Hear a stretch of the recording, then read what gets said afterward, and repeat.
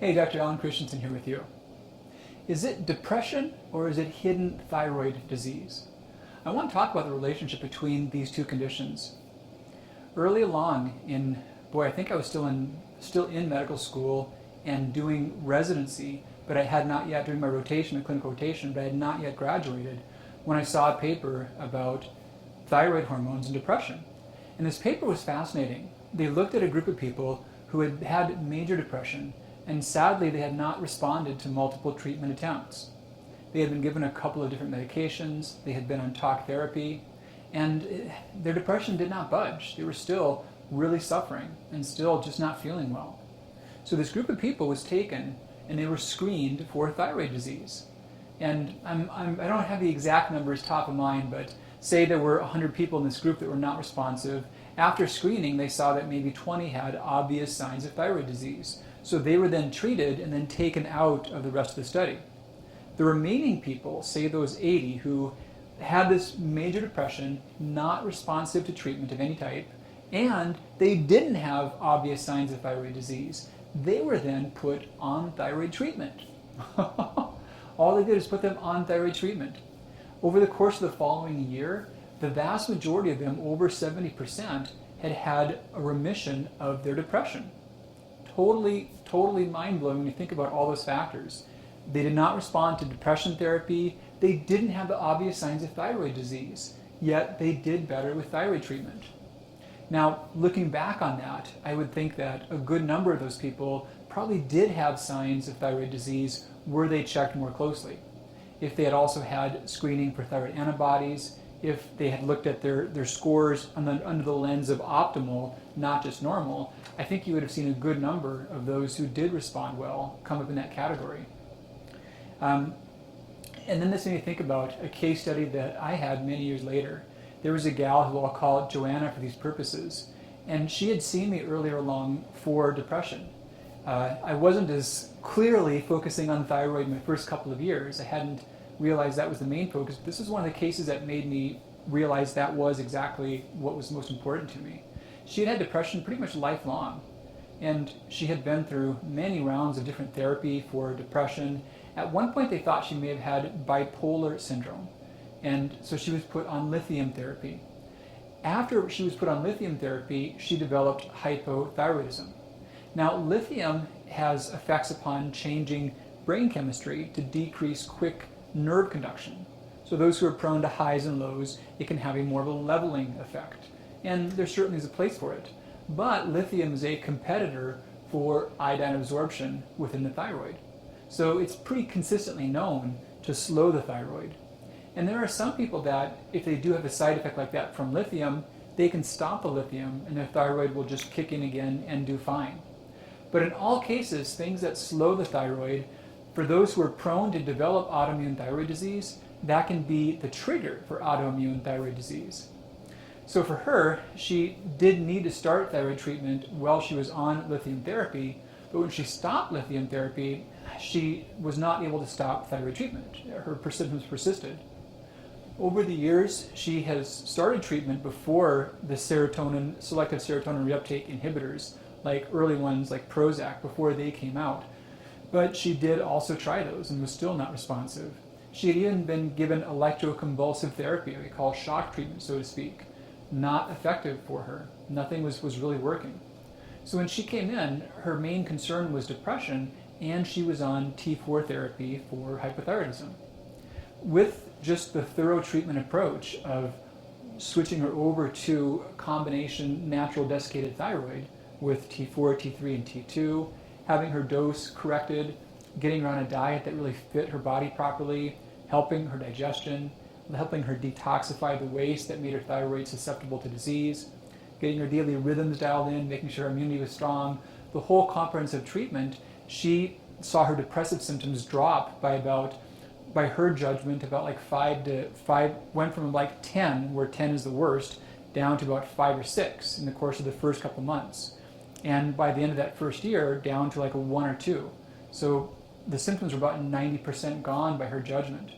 And I contacted her, just happened to come across her quite a few years later, and she was saying how she's remaining depression-free probably about 25 or more days per month.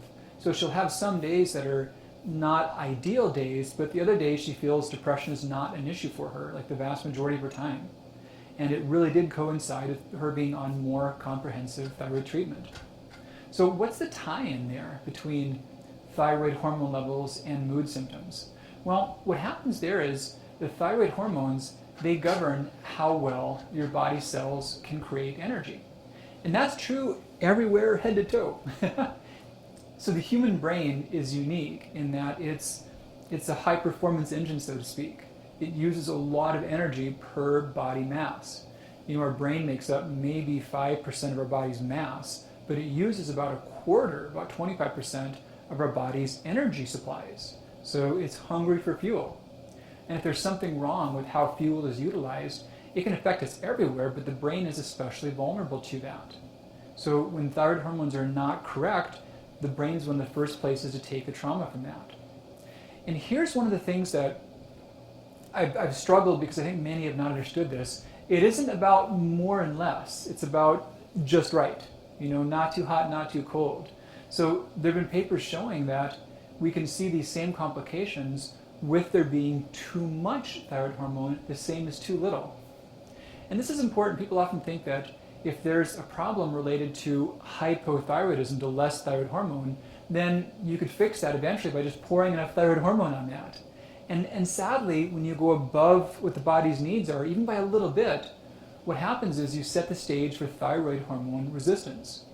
You make the body block thyroid hormone and eliminate it faster and not use it as readily. And that can especially affect the brain.